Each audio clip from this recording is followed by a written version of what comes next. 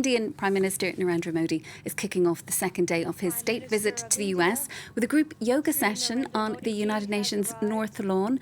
Marking International Day of Yoga, Modi has energetically promoted the practice as a feel-good way of stretching the country's influence abroad. Well, later on Wednesday, he'll be heading to Washington, where he'll meet Joe Biden and address a joint session of Congress. Well, for more, we're joined in studio now by our International Affairs editor, Leila Jacinto. Leila, good to have you with us in studio. Talk to us firstly about International Yoga Day. What is that all about?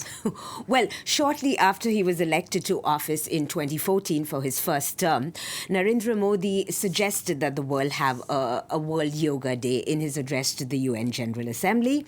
And then the Indian mission to the UN submitted a draft text, which was adopted by a resounding 177 countries. I mean, who's against yoga?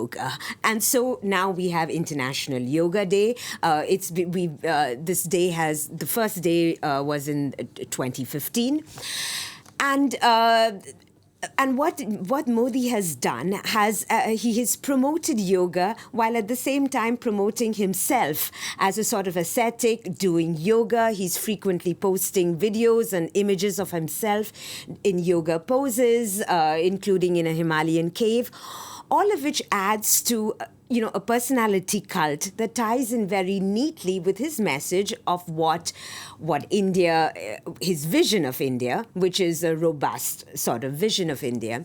And it's a tremendous and interesting use of Indian soft power. Now, by kicking off this visit to the US, which is a state visit, it's the third state visit of the Biden presidency. It's Modi's first state visit to India. By kicking this off at the UN on International Yoga Day, it's a very effective diplomatic tool of Indian soft power. And in his address to the UN today at this session, he talked about using the power of yoga to build bridges of friendship, a peaceful world, a cleaner, greener world with a sustainable future. Yoga can encompass everything that you want. And he also called for the practice of yoga to be used not just to be healthy and happy, but to be kind to ourselves and to others. And now, critics say that Modi has appropriated this practice that is ancient, that really has, there are no structures to it.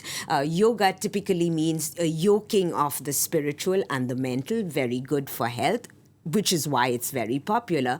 But the appropriation of this has critics up in arms, and also this messages of being kind with others when critics say he is not particularly kind to those who disagree with him.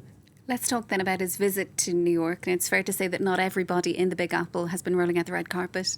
No, there are a number of protests outside the UN, and in New York later today there is a protest event called Howdy Democracy. This is a play on the Howdy Modi event that he had in 2019 with Donald Trump, who was then president. The problem with India, critics say, is that it is an extremely important country, and this visit shows that. It is the world's fifth largest economy. Trade with the India-US trade has been growing. India is also a member of the Quad with the US, Australia, and Japan, and so it's seen as a bulwark against China. But critics say that the Biden administration is overlooking Modi's human rights track record, and this Howdy Democracy is trying to highlight the sort of illiberal democracy or the electoral autocracy that is happening in India today, which is similar to what we saw in Turkey, which is elections happen, leaders can claim that it's a democracy, but it's not a level playing field at all.